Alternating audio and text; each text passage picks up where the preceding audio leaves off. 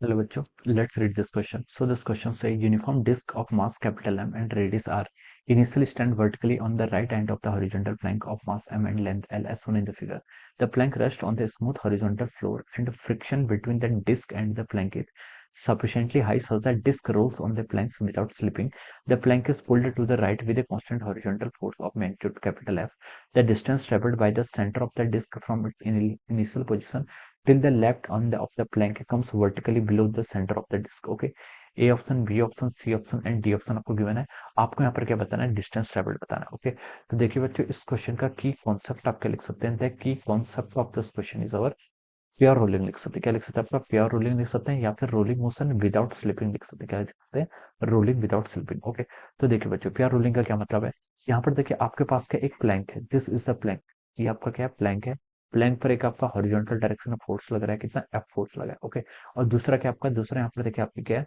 यहाँ पर आपकी डिस्क है, this is a disc. Okay, disc को मैं देखिए थोड़ा ऊपर बना रहा हूँ ताकि मैं यहाँ पर एफ बी डी बना सकूँ। ओके, तो देखिए बच्चों, यहाँ पर देखिए हम क्या कहते हैं, यहाँ पर आपका इसमें देखिए आपका प्योर रोलिंग का मतलब होता है जो आपका पॉइंट ऑफ कांटेक्ट है, जो पॉइंट देखिए आपका कांटेक्ट पे है डिस्क का, this point is contact with the surface of the plank, plank के इस पॉइंट के साथ सरफेस में। ओके, तो देखिए हम ये कह सकते हैं कि अगर इन दोनों पॉइंट्स को बीच में, मान लीजिए ये पॉइंट पी है and this point is an. Okay, अगर इन दोनों के बीच में आपका कोई भी रिलेटिव वेलोसिटी नहीं है, there is no relative velocity, no relative acceleration, तब हम बोल सकते हैं कि ये क्या हो जाएगा आपका? This is a condition for pure rolling. ये आपकी प्योर रोलिंग की कंडीशन होगी। प्योर रोलिंग की कंडीशन कैसे सप्लाई होगी? देखिए क्वेश्चन में बोला है कि उसने at the plank rest on the smooth horizontal floor and friction between the disc and the plank is sufficiently high. Okay, ये सरफेस आपकी रफ है और सफिशिएंटली हाई कहने का मतलब है कि यहाँ पर आपका क्या लगेगा? फ्रिक्शन फोर्स आपका सफिशिएंटली लग जाएगा, जिसके कारण क्या होगा आपका? यहाँ पर आपका रोलिंग नहीं होगी, सॉरी, यहाँ पर आपका क्या होगा? स्कीडिंग नहीं होगी। रोलिंग तो होगी बट क्या होगी? प्योर रोलिंग होगी, स्कीडिंग नहीं होगी। ओके, तो हम बोल सकते हैं कि इन दोनों पॉइंट की अगर velocity, velocity of point P और velocity of point N equal होगा, या फिर एक्सेलरेशन ऑफ पॉइंट पी और acceleration of point N equal होगा, तभी आपकी कौन सी कंडीशन फॉलो करेगा? प्योर रोलिंग की कंडीशन क्या करेगा? फॉलो करेगा। Okay, this will be the condition. Okay, okay, तो देखिए बच्चों, इसकी रेडियस आपको आर क्वेश्चन में गिवन की हुई है, फिर मास आपको एम क्वेश्चन में गिवन किया है, इसका भी मास एम है, एल लेंथ है। ओके, कैलकुलेशन सिंपल करने के लिए दोनों का मास आपका सिंपली सेम किया हुआ है। ओके, अब देखिए बच्चों, प्लैंक पर आपका राइट डायरेक्शन फोर्स लगा है, तो प्लैंक की टेंडेंसी होगी राइट डायरेक्शन मूव करने की। अब ये प्लैंक चाहेगा कि डिस्क से कहेगा कि तू भी मेरे साथ मूव कर, डिस्क चाहेगी कि मैं भी मूव करूं, लेकिन डिस्क के पास तो फोर्स नहीं है, प्लैंक के पास तो फोर्स है, डिस्क के पास फोर्स नहीं है, तो कैसे मूव करेगी? तो प्लैंक क्या करेगा? डिस्क पर एक फोर्स लगाएगा, एफ एस, यानी कि फ्रिक्शन फोर्स। किस कारण लगेगा? क्वेश्चन बोला है कि आपका इनफ रफ है तो ये आपका स्टैटिक फ्रिक्शन लगाएगा। ओके, ये इस पर static friction left direction right direction लगेगा, तो डिस्क भी as a response reaction force से इस पर एक फोर्स लगेगी इन डायरेक्शन अपोजिट, इस डायरेक्शन में मान लीजिए। ओके, तो इस फोर्स के कारण अब डिस्क क्या करेगी? आपके प्लैंक के साथ साथ क्या करेगी? आपको मूव करना चाहिए। ओके, अब देखिए बच्चों, ये जो आपका क्या है यहाँ पर आपका, यहाँ पर से देखिए आपका जो फ्रिक्शन फोर्स आया है एफ एस, इसके कारण देखिए इस पर क्या आएगा आपका? एक तो आपका ट्रांसलेशन मोशन आएगा। ट्रांसलेशन मोशन कैसे लिखेंगे? देखिए मास टाइम्स एक्सेलरेशन, मान लीजिए जो आपका डिस्क है, डिस्क का एक्सेलरेशन ए है इस डायरेक्शन में, तो मास टाइम्स एक्सेलरेशन ये किसके इक्वल हो जाएगा? आपका एफ एस फ्रिक्शन फोर्स के इक्वल हो जाएगा। Make it equation number 1। Okay, और आपका क्या लेगा? इस एफ एस फ्रिक्शन फोर्स के कारण टॉर्क लेगा।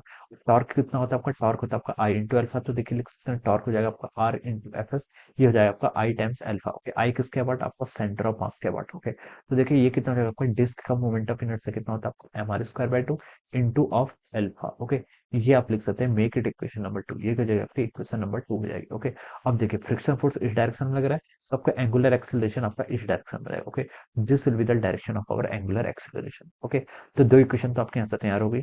अब देखिए बच्चों, अब हम देखिए प्लैंक के एबिलिटी से देखते हैं क्या क्या हमें मिलता है। प्लैंक में देखिए आपका प्लैंक के हम यहाँ पर फोर्सेस लिखते हैं। ट्रांसलेशन मोशन देखिए इसका राइट डायरेक्शन में, तो हम लिख सकते हैं देखिए इसका एक्सेलरेशन हम इसका ए बोल दिया तो इसका एक्सेलरेशन आपका बी होगा। ओके, बी एक्सेलरेशन देखिए एम बी किसके इक्वल होगा आपका?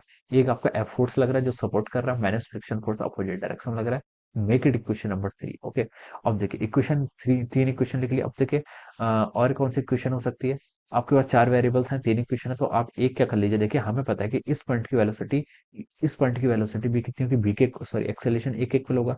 ये आपका क्या है? This is rigid body, translation motion है, तो हर पार्ट का एक्सेलरेशन क्या होगा? सेम होगा, तो इस पार्ट का एक्सेलरेशन बी होगा। ओके, और इस पार्ट का एक्सेलरेशन भी सेम होना चाहिए क्योंकि एक्सेलरेशन ऑफ पॉइंट पी और एन तो इक्वल होना चाहिए। ओके, अब देखिए बच्चों, अब हम क्या कह सकते हैं? पी पॉइंट का एक्सेलरेशन देखिए कितना होगा? ए एक्सेलरेशन तो उसका ट्रांसलेशन मोशन के कारण आएगा, प्लस ये क्या कर रहा है? रोटेशनल भी कर रहा है, उसके कारण आपका आर एल्फा आएगा, और उसकी डायरेक्शन भी देखिए पी पॉइंट पर सेम आ रही है, इसी डायरेक्शन में आ रही है, हम लिख सकते हैं आपका हो जाएगा ए प्लस आर एल्फा के इक्वल। तो हम लिख सकते हैं बी की वैल्यू कितनी होगी यहाँ से, ए प्लस आर एल्फा के इक्वल होगी। Okay, make it equation number 4। ये क्या हो गया आपका, इक्वेशन नंबर 4 हो गया। ओके, अब देखिए बच्चों इन चारों इक्वेशन को हम यहाँ पर से क्या करते हैं, आप सॉल्व करते हैं। ओके, तो देखिए बच्चों इन सारे क्वेश्चन को हम सॉल्व करते हैं। तो देखिए हम इक्वेशन 2 से क्या लिख सकते हैं, इक्वेशन 2 से हम देखिए फ्रिक्शनल फोर्स को लिख सकते हैं आपका M R alpha divided by T. ये आपका यहाँ से आप इसको ऐसे लिख सकते हैं। ओके, और इक्वेशन 1 से क्या लिख सकते हैं, देखिए इक्वेशन 1 में देखिए ये आपका मास एम ए के इक्वल है। ओके, तो एम ए की वैल्यू कितनी हो जाएगी यहाँ से आपकी आर एल्फा बाई 2 के इक्वल आ गई। Okay, this will be the acceleration of the disc. ये क्या है आपका, ये आपका डिस्क का एक्सेलरेशन आ गया, acceleration of the centre of mass of the disc का यहाँ पर is equal to R alpha by 2 के इक्वल आ गया। ओके, अब देखिए बच्चों सिमिलरली अब हम यहाँ से बी, अब देखिए इक्वेशन फोर्थ को यूज करते हैं। इक्वेशन फोर्थ में बी कितना आ रहा है, देखिए आपका ए प्लस आर एल्फा, यानी कि are alpha plus are alpha by 2। Okay, are alpha plus are alpha by 2, तो इसकी वैल्यू कितनी होगी, इसकी वैल्यू होगी 3 आर एल्फा बाई 2। ओके, अब देखिए ए और बी की इक्वेशन को अगर हम कंपेयर करें, इसको इक्वेशन 5 बोल दीजिए, इसको इक्वेशन 6 बोल दीजिए, तो इन दोनों को अगर हम कंपेयर करें तो देखिए हमें क्या मिल रहा है, हम लिख सकते हैं बी इज इक्वल टू कितना आ गया आपका 3 a के इक्वल आ गया। ओके, यानी कि जो आपका एक्सेलरेशन है किसका, प्लैंक का, ये क्या आपका 3 times the acceleration of the disc. Okay, ये क्वेश्चन हमें यहाँ से मिल गई है। ओके, अब देखिए क्वेश्चन में उसने बोला है कि distance travelled by the centre of the disc from its initial position. Okay, ये डिस्क देखिए आपके क्या है, इस पॉइंट पर। Okay, the distance traveled by the center of the disk from its initial position till the left end of the planks completely vertically below the center of the disk। यानी इसको देखिए move करते करते यहाँ इस point तक आते आते आपका जब इसका पॉइंट ये जस्ट अबव हो जाए, इतने में कितने डिस्टेंस ट्रेवल करेगी हमें यहाँ पर ये बताना है। ओके, तो देखिए हमने यहाँ पर दोनों के एक्सेलेशन क्या कर लिए, फाइंड आउट कर लिए। ओके, जो आपका क्या है, जो आपका प्लैंक है, प्लैंक का एक्सेलेशन क्या है, 3 times the acceleration of the disc. Disc के एक्सेलेशन के क्या आपके यहाँ से 3 टाइम्स है। ओके, ये हमें यहाँ पर से रिजल्ट क्या मिल गया है। ओके, अब देखिए बच्चों, अब हम क्या करते हैं, देखिए मान लीजिए आपका स्क्वायर एक्स डिस्टेंस ट्रेवल कर रहा है, मान लीजिए आपका स्क्वायर ने क्या करी, यहाँ से यहाँ तक मूव करते करते देखिए स्क्वायर ने आपका रोटेशनल मोशन के करस्पॉन्डिंग हम बोल सकते हैं, देखिए इस पर रोटेशनल मोशन भी हो रहा है डिस्क पर, और आपका ट्रांसलेशन मोशन भी हो रहा है। ओके, अगर हम बोलें कि स्क्वायर आपका देखिए प्लैंक पर एक्स डिस्टेंस ट्रेवल कर रहा है। Okay, if square travel A distance of x on the plank. Okay, तो देखिए जो आपका प्लैंक होगा, प्लैंक कितनी देर में कितना मोशन कर लेगा, वो एक्स करेगा, तो प्लैंक देखिए आपका एल प्लस एक्स कर लेगा, because L is the length of the Planck. Okay, L is the length of the Planck, और प्लैंक का मोशन क्या आपका सिर्फ आपका ट्रांसलेशन मोशन है। क्या मोशन है आपका, ट्रांसलेशन मोशन है। ओके, तो देखिए एक्स जितनी देर में स्क्वायर आपका एक्स डिस्टेंस ट्रेवल करेगा, हम बोलेंगे कि प्लैंक आपका एल प्लस एक्स डिस्टेंस को क्या कर लेगा, आपका ट्रेवल कर लेगा। ओके, और इक्वेशन और क्या पता है हमें, देखिए और हमें इक्वेशन ये क्वेश्चन में पता है, यानी कि हमें ये क्या बोल रहे हैं हमें, जो आपका एक्सेलरेशन है किसका, प्लैंक का, ये लिख लीजिए, देखिए एक्सेलरेशन ऑफ प्लैंक, ये क्या आपका 3 times the acceleration of the disc.